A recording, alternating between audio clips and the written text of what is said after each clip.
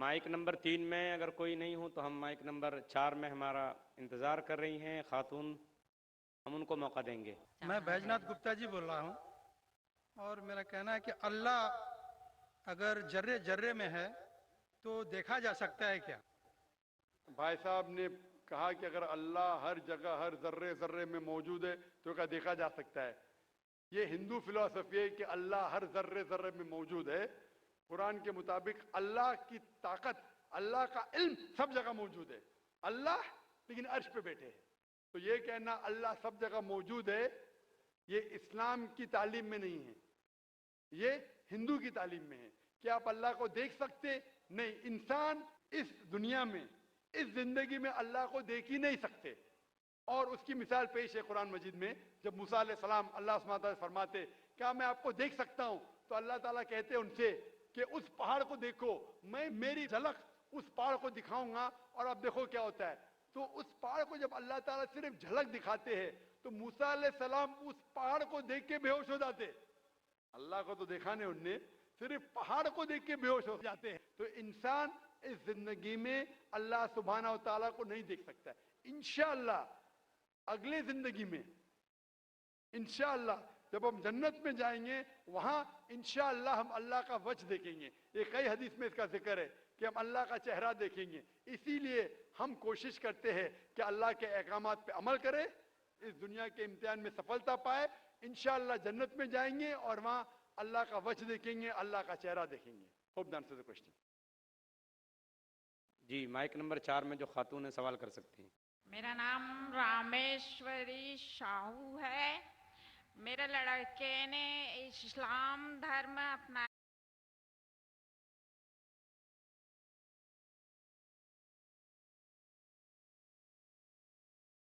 ہے۔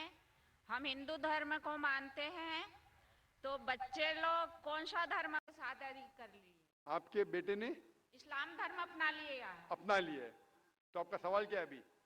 تو بچے لوگ کون سا دھرم مانیں گے؟ آپ نے کہا کہ آپ کے بیٹے نے اسلام دھرم قبول کر چکا ہے، تو کون سے بچے؟ اس کے بچے یا آپ کے بچے؟ میرے بچے، اس کے بچے۔ آپ نے کہا کہ آپ کے بیٹے نے اسلام دھرم قبول کر چکا ہے تو وہ مسلم ہو گیا ہے، شادی کر لی ہے، اسلام دھرم قبول کر چکا ہے، اس کے بچے کیا دھرم مانیں گے؟ سب سے پہلے میں یہ آپ سے کہنا چاہتا ہوں کہ اللہ کے رسول فرماتے ہیں کہ ہر بچہ جب پیدا ہوتا ہے وہ دین الفطر میں پیدا ہوتا ہے۔ ہر بچہ چاہے وہ ہندو کے گھر میں پیدا ہو یا عیسائی کے گھر میں یا یہودی کے گھر میں، جب بچہ پیدا ہوتا ہے وہ دین الفطر میں پیدا ہوتا ہے، مطلب وہ مسلم جیسا پیدا ہوتا ہے۔ مسلم کے معنی جیسے میں نے کہا ہے، مسلم کے معنی اپنی زندگی اللہ کے احکام کے مطابق بسر کرنا۔ تو جب بچہ پیدا ہوتا ہے اس کی ساری خواہش اللہ کے مطابق ہے۔ تو ہر بچہ جب پیدا ہوتا ہے، چاہے مسلمان کے گھر میں پیدا ہو، چاہے ہندو کے گھر میں پیدا ہو، چاہے عیسائی کے گھر میں پیدا ہو، چاہے یہود کے گھر میں پیدا ہو، وہ پیدا ہوتا ہے مسلم جیسا، وہ مسلم ہوتا ہے۔ اس کے بعد اللہ کے رسول فرماتے کہ اپنے والدین کے ذریعے، اپنے ٹیچر کے ذریعے، اپنے دوستوں کے ذریعے ہو سکتا ہے وہ شرک کرنے لگے، وہ آگ کی عبادت کرنے لگے، اس وقت وہ غیر مسلم ہوتا ہے۔ اسی لیے اگر کوئی غیر مسلم بنتا ہے، convert is a wrong word, convert کہنا غلط لفظ ہے۔ کنورٹ مطلب ایک طریقے سے دوسرے طریقے جانا، صحیح لفظ ہے ریورٹ۔ ریورٹ مطلب وہ اصل میں مسلمان تھا، پھر غیر مسلم بنا، پھر سے مسلمان بنا۔ اسلامی تعلیمات کے مطابق ہر انسان جب پیدا ہوتا ہے مسلم پیدا ہوتا ہے۔ آپ نے کہا کہ آپ کے بیٹے نے اسلام قبول کر چکا ہے، شادی کر چکا ہے، بچہ کیا ہے؟ بچہ مسلم ہوگا۔ وہ الگ بات ہے اگر اس بچے پہ کوئی دباؤ ہے یا کوئی غلط ہدایت دی جائیں گی، ہو سکتا ہے وہ بت پرستی کرنے لگے، ہو سکتا ہے وہ آگ کی عبادت کرنے لگے، پھر وہ مسلم سے غیر مسلم ہوگا۔ ہر بچہ جو پیدا ہوتا ہے وہ مسلم پیدا ہوتا ہے، اللہ کے احکامات کے اوپر عمل کرتا ہے، اس کے بعد بڑے ہونے کے بعد دوسرے کے انفلوئنس کی وجہ سے شاید وہ غلط راستے پہ جا سکتا ہے، لیکن ہر بچہ پیدا ہوتا ہے مسلم جیسا۔ Hope the answer the question. Mic number 5 میں اگر کوئی خاتون ہوں غیر مسلم تو سوال کریں، نہیں تو مائک نمبر 1 میں ایک غیر مسلم بھائی ہمارا انتظار کر رہے ہیں۔ جی ٹھیک ہے، مائک نمبر 2 سے سوال کر لیجیے۔ Namaste, my name is Pratik Sriranga Barge and I am student of 11th standard and I am in Swami Vivekananda College, Chembur. First of all, I would like to say this is my first time to attend this type of event and I am glad to say मुझे sir जी का जो speech था वो बहुत अच्छा लगा और मेरे मन में इस्लाम धर्म के बारे में जो गलत फहमियाँ थी वो एक चुटकी में ख़त्म हो गई। और मेरा पहला सवाल सर जी से ये है कि भगवान और अल्लाह एक ही है और मेरा दूसरा सवाल ये है कि अगर पहले एक सवाल का जवाब ये कर लीजिए, फिर इंशाल्लाह दूसरा सवाल करें। भाई साहब ने कहा कि वो पहली बार ऐसे मजमे में मौजूद है और बहुत खुश है। एक चुटकी में उसके सारे गलत फहमियाँ इस्लाम की दूर हो गई। अल्हम्दुलिल्लाह, अल्लाह ताला आपको हिदायत दे। और उसका सवाल है कि क्या भगवान और अल्लाह एक ही है? इस सवाल के दो रुख हो सकते हैं, दो रुख। आप कॉमर किधर लगाते वो इंपॉर्टेंट है। अल्लाह और भगवान एक है? हाँ एक है, एक ही है, दो तो नहीं है। अगर कहेंगे कि अल्लाह और भगवान यकसा है तो सवाल दूसरा रुख ले लेता है। इसका जवाब अगर आप पूछना चाहते हैं कि अल्लाह और भगवान एक है तो बेशक एक है। अगर आप पूछना चाहते हैं जो अल्लाह और भगवान, जो हिंदू लोग जो भगवान में मानते हैं और मुसलमान जो अल्लाह में मानते हैं वो एक है, तो मेरा जवाब इसमें ये कि अगर आप सही तरीके से हिंदू धर्म की किताबों का मुताला करेंगे और सही तरीके से इस्लाम धर्म की किताब का मुताला करेंगे तो दोनों यकसा है, वही है। लेकिन अगर जो मजहब के धर्म अधिकारी है उनकी बात सुनेंगे जो किताबों के हवाले से दूर है, किताब के पैगाम से दूर है, तो हो सकता है आपको गलत राय मिलेंगी। जैसे मैंने फरमाया था मेरे तकरीर में कि कुरान में लिखा है सूरह इखलास में सूरह नंबर 112 आयत नंबर 1 में कुल हुवल्लाहु अहद, कहो कि अल्लाह एक है। उसी तरीके से आप जब हिंदू मजहब की किताब का मुताला करते हैं, आप पढ़ते हैं, उसमें लिखा है छंदोग्य उपनिषद में अध्याय number 6 section number 2 shloka number 1 में लिखा है एकम एविदित्यम, भगवान एक है, ईश्वर एक है, दूसरा नहीं है। लिखा है श्वेताश्वेतर उपनिषद में चैप्टर नंबर 6 श्लोका नंबर 9 में नाचस्य कसिज जनिता न चदीपा, उस भगवान के कोई वालिदैन नहीं है, कोई रब नहीं है। भगवान का कोई माँ नहीं है, कोई वालिद नहीं है, कोई सुपीरियर नहीं है। लिखा है श्वेताश्वेतर उपनिषद में चैप्टर नंबर 4 श्लोका नंबर 19 में नाट्यस्य प्रतिमा अस्ति, उस ईश्वर की कोई प्रतिमा नहीं। प्रतिमा का मतलब है अक्स, painting, picture, portrait, statue, idol. उस भगवान की कोई प्रतिमा नहीं, कोई पिक्चर नहीं, कोई पेंटिंग नहीं, कोई अक्स नहीं, कोई फोटोग्राफ नहीं, कोई आइडल नहीं, कोई स्टैच्यू नहीं। ये दोहराया गया है यजुर्वेद में चैप्टर नंबर 32 श्लोका नंबर 3 में नातस्य प्रतिमा अस्ति, उस ईश्वर का कोई अक्स नहीं, कोई प्रतिमा नहीं, कोई पिक्चर नहीं, कोई पेंटिंग नहीं, कोई फोटोग्राफ नहीं। तो जब आप मुताला करेंगे हिंदू मजहबी किताब का और कुरान का, हिंदू मजहबी किताब का ब्रह्म सूत्र में कहा गया है एकम ब्राह्म द्योत्या नास्ते नीना नास्ते किंचन, भगवान एक ही है, दूसरा नहीं है, नहीं है, नहीं है, जरा भी नहीं है। There is only one God, not a second one, not at all, not at all, not in the.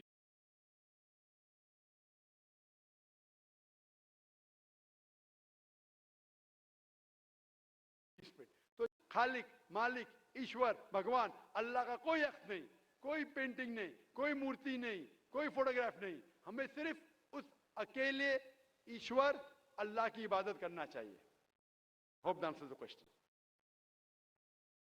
मैं इंतहाई अदब के साथ अपने मुसलमान भाइयों और बहनों से गुजारिश करता हूं कि देखिए आप और हम सब मेज़बान की हैसियत रखते हैं और जितने हमारे गैर मुस्लिम भाई आए हैं, जितनी गैर मुस्लिम बहनें आई हैं, वो हमारे लिए मेहमान की हैसियत रखते हैं। इसलिए हमारी ज़िम्मेदारी है अखलाक़ी, ईमानी, इस्लामी और इंसानी कि हम उनको मौका दें, हम अपने मेहमान की इज़्ज़त करें और उनको सवाल करने का मौका दें, पहले हमारे गैर मुस्लिम भाइयों को और हमारी गैर मुस्लिम बहनों को। مجھے امید ہے کہ آپ ہماری اس گزارش کو قبول کریں گے اور اس پر عمل کرنے کی کوشش کریں گے۔ مائک نمبر 1 میں کوئی بھائی کھڑے ہیں، آپ سوال کیجئے۔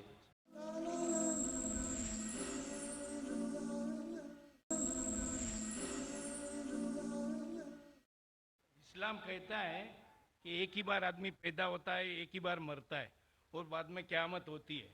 لیکن آپ دیکھیں کہ دنیا میں کہ کوئی بہرا منہ مطلب ڈیف اینڈ ڈمب ہوتا ہے پیدا ہوتے ہی، بلائنڈ ہوتا ہے، ہینڈیکیپ ہوتا ہے، جس کا پیر بھی نہیں رہتا ہے، اور تو ایسا کیوں ہے؟ اور دوسرا بات یہ بھی ہے کہ مرنے کا بھی طریقہ سب کا الگ الگ ہے۔ کوئی ایکسیڈنٹ میں مر جاتا ہے، کوئی رائٹس میں مرتے، کوئی کیا نیچرل وے سے مرتا ہے، تو ایسا کیوں ہے دنیا میں؟ مہیش بھائی کا سوال ہے کہ اسلام میں ہم اس دنیا میں ایک بار آتے، پھر مرتے، پھر قیامت پہ پھر سے اٹھائے جاتے، اس دنیا میں ایک بار آتے، تو ایسا کیوں کہ کوئی لوگ جو پیدا ہوتے ہیں، کوئی اپائش پیدا ہوتے، کس کی ٹانگ نے، کس کے ہاتھ نے، ایسا کیوں؟ کوئی لاچار پیدا ہوتے۔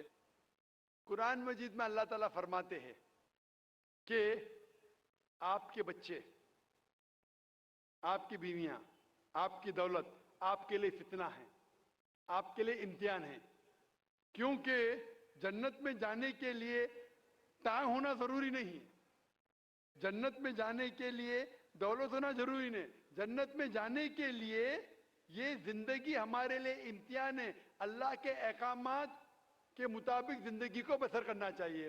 قرآن مجید میں اللہ تعالیٰ فرماتے ہیں سورہ ملک میں، سورہ نمبر 67 آیت نمبر 2 میں، الذی خلق الموت والحیات، اللہ سبحانہ و تعالیٰ نے موت اور زندگی پیدا کی ہے تاکہ آپ کو جانچ سکے آپ میں سے اچھے اعمال والے کون ہیں۔ تو یہ زندگی ہمارے لیے ایک امتحان ہے۔ آپ کا اچھا سوال تھا کہ کیوں کچھ انسان پیدا ہوتے اپاہج، کوئی بیمار، کوئی اچھے صحت مند، کیوں؟ اس کی وجہ ہے کہ جب آپ ایگزامینیشن میں بیٹھتے ہیں، ہر سال ایگزامینیشن پیپر بدلتا ہے کہ نہیں؟ اگر آپ کہیں گے کہ ہر وقت پیپر سیم رہنا چاہیے تو ٹیسٹ کدھر، ایگزامینیشن کدھر؟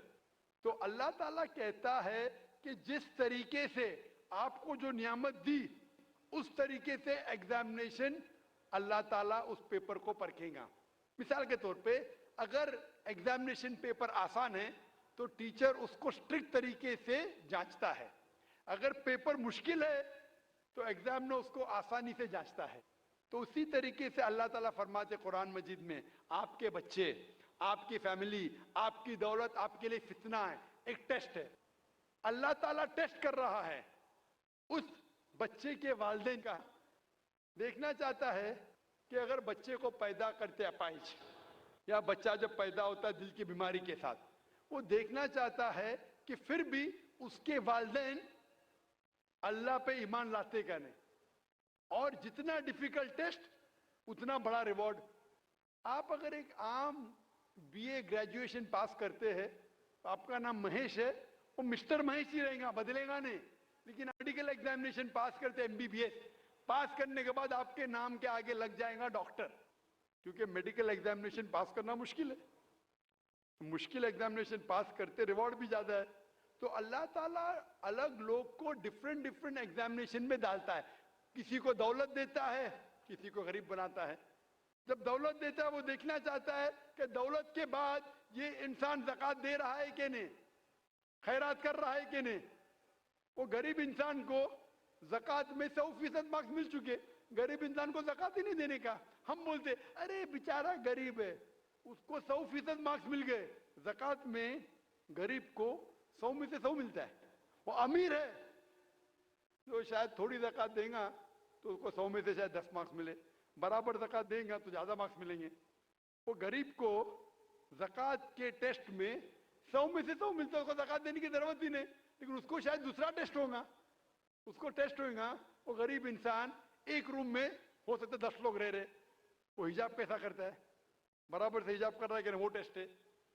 ہو سکتا ہے انسان امیر ہے، اس کا بیٹا جیسے آپ نے کپائش پیدا ہوتا ہے، تو اللہ تعالیٰ دیکھنا چاہتا ہے کہ اس امیر انسان کو میں نے دولت دی، عیش و آرام دیا، ابھی اس کے بچے کو اپائش پیدا کرتا ہوں، دیکھنا چاہتا ہوں کہ یہ پھر بھی اپنے رب کی عبادت کرتا ہے کہ نہیں۔ جو آدمی کمزور ہے وہ بولیں گے ارے کیا یہ اللہ تعالیٰ नौज़ बिल्लाह, मेरे लिए क्यों ये मुश्किल पेश आता है? जो सच्चा मोमिन रहेगा वो कहेंगे अल्हम्दुलिल्लाह, फायदा होगा तो भी अल्हम्दुलिल्लाह, नुकसान होगा फिर भी अल्हम्दुलिल्लाह। ये मोमिन की जांच है। तो ये दौलत, गरीबी, सेहत, अपाहिज, दिल की बीमारी, ये टेस्ट है। इसीलिए हमें उन लोगों को देखना चाहिए, उन लोगों को मत देखो जो आपके ऊपर है। आप उन लोगों को मत देखो जो आपके ऊपर है। मैं कह रहा था ना, मिसाल दे रहा था, वो गांव का आदमी देखता है गाड़ी चाहिए, फ्लैट चाहिए, बंगला चाहिए, फिर से गांव में आ जाता है। उन लोगों को देखो जो आपके नीचे है। और एक अंग्रेजी में कहावत है जो मैं उर्दू में तर्जुमा करूंगा। एक शख्स हमेशा रोता था कि क्यों मेरे पास जूती नहीं है, क्यों मेरे पास जूती नहीं है। जब उसने एक इंसान को देखा जिसके पैर ही नहीं थे, अल्लाह से शिकायत करता था मेरे पास जूतियां क्यों नहीं है। जब उसने इंसान को देखा जिसके पैर ही नहीं थे, वो अल्लाह का शुक्र अदा, कम अज कम मेरे पैर तो है। तो अल्लाह ताला डिफरेंट लोग को डिफरेंट इम्तिहान ले रहा है। किसको दौलत, किसको गुर्बत, किसको सेहत, किसको बीमारी, जो भी है। अगर आप जिस हालत में हैं, अगर अल्लाह हमारे खालिक का कहना मानते तो इस दुनिया में सफलता पाएंगे। ये हमारे लिए इम्तिहान है दुनिया, जिस तरीके से सूरह मुल्क में कहा गया है। सूरा नंबर 60 में जो भाई हैं गैर मुस्लिम हो, सवाल कीजिए। सर मेरा नाम उमेश शर्मा है, मैं योगा टीचर हूँ। पहला सवाल मेरा ये है कि आपने बताया था कि नमाज पढ़ते समय जैसे हम सजदा करते हैं, उस सजदे की स्थिति में जैसे माइग्रेन पे और स्टमक प्रॉब्लम, सियाटिका, सर्वाइकल, नी की प्रॉब्लम, इनमें ब्लड का सर्कुलेशन होता है, वो मैं मानता हूँ। लेकिन कंफ्यूज इस बात का है कि जब हम ध्यान करते हैं, मैं योग में जैसे दयानंद सरस्वती से, पतंजलि योग ट्रस्ट से मैं योग सीखा हूँ, उसमें बताया है जब ध्यान हम एक जगह पे करेंगे, आंखों को एक जगह पे रखेंगे, तो ध्यान की धारणा अपने आप बदल जाएगी। ध्यान धारणा समाधि। तो इसमें जब हम सजदा करते हैं तो जैसे वज्रासन में घुटने मोड़ के सजदा नीचे को, फोरहेड को धरती टच करते हैं, फिर हम उठते हैं तो हमारी जब नजर हट जाएगी उस जगह से, तो ध्यान एक तरफ से वहां से हट जाएगा। तो ऊपर वाले के लिए, जैसे अल्लाह के लिए ध्यान कहाँ से रहेगा? Thank you. भाई साहब ने सवाल किया कि जब सजदे में जाते, सजदा अहम रुकन है, तो नज़र एक तरफ होनी चाहिए। हम सजदे से उठ जाते तो ध्यान भटक सकता है, नज़र दूसरी की जा सकती। ये आप जो बोल रहे दयानंद सरस्वती के बारे में कि नज़र एक जगह होना चाहिए, वो सही या गलत अलग बात है। लेकिन हमारे रसूल, हमारे पैगंबर मोहम्मद सल्लल्लाहु अलैहि वसल्लम ने कहा, जब आप नमाज पढ़ते हैं आपकी नज़र हमेशा आप सिजदा करते वहां होना चाहिए। तो जब आप कयाम में हैं, रुकू में हैं, सजदा में, आपकी नज़र उधर ही है। जहां आपकी जगह सिजदे की है वहां ही नज़र आपकी होना चाहिए। कयाम में जब खड़े हैं, जब रुकू में जाते फिर भी नज़र वहां रहती है, सजदा में जाते फिर भी वहां रहती, अत्तहियात में भी रहती, नज़र एक ही जगह रहती है। लेकिन सिर्फ नज़र से काम नहीं चलता। नज़र के अलावा हमारा ध्यान, हमारा जहन, जो हम अल्लाह, हमारे ईश्वर, हमारे मालिक, हमारे खालिक के पैगाम के ऊपर ध्यान दे रहे, उसके ऊपर अमल कर रहे, तो हमें हिदायत मिलेंगी। और जो ये नमाज का तरीका है, आप हिंदू मजहब की किताब में पढ़ेंगे, इसमें कहा गया है सष्टांग। सष्टांग मतलब जिस्म के 8 अंगों पे। सष्टांग जो हिंदू मजहब में करते हैं, जिसे आम जबान में कहा दंड नमस्कार भी कहते हैं, लेकिन सष्टांग मतलब, सही मतलब है कि 8 अंग आपके जिस्म के लगे होते हैं जमीन पे। 8, माथा, नाक, 2 हाथ, 2 घुटने और 2 पैर, 8। हमारे हदीस में आता है 7, नाक और माथे को एक लेते, 2 हाथ, 2 पैर, लेकिन हू बहु वही है। तो जो सिजदा, जो अहम सलाह का रुकन है, वो हिंदू मजहब में भी है। आप जब जाएंगे क्रिश्चियन बाइबल में, क्रिश्चियन बाइबल में लिखा है कि जितने पैगंबर अल्लाह के आए وہ سارے پیغمبر نے سجدہ کیا. آپ اگر پڑھیں گے book of Genesis chapter number 17 verse number 3 میں لکھا ہے کہ ابراہیم علیہ السلام منہ کے بل گرے. لکھا ہے بک آف نمبرز میں چیپٹر نمبر 20 ورس نمبر 6 میں کیا موسیٰ علیہ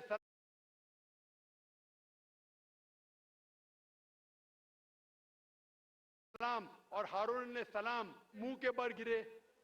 لکھا ہے بک آف جوشوا میں چیپٹر نمبر 5 ورس نمبر 14 میں کہ جوشوا نے اپنے منہ کے بل گرے اور عبادت کی. اور لکھا ہے کہ عیسیٰ علیہ السلام in the gospel of Matthew chapter number 26 verse number 39 میں verse number 39 میں کہ Jesus Christ took a little bit step forward in the garden of Gethsemane, fell on his face and prayed to God. عیسیٰ علیہ السلام نے garden of گیتسیمنی میں اپنے منہ کے بل گرے اور اللہ کی عبادت کی. جتنے پیغمبر آئے محمد صلی اللہ علیہ وسلم کے پہلے جب ان نے اللہ کی عبادت کی ان نے سجدہ کیا. تو سجدہ سب سے اہم ہے, سارے پیغمبروں نے کیا. Hope this answers the question. وآخر دعوانا الحمدللہ رب العالمین. جزاک اللہ ڈاکٹر ذاکر نائک صاحب. اسی طریقے سے میں آپ تمام سامعین اور خواتین و حضرات کے شکریہ کے ساتھ آج کے اس جلسے کے اختتام کا اعلان کرتا ہوں. السلام علیکم ورحمۃ اللہ وبرکاتہ.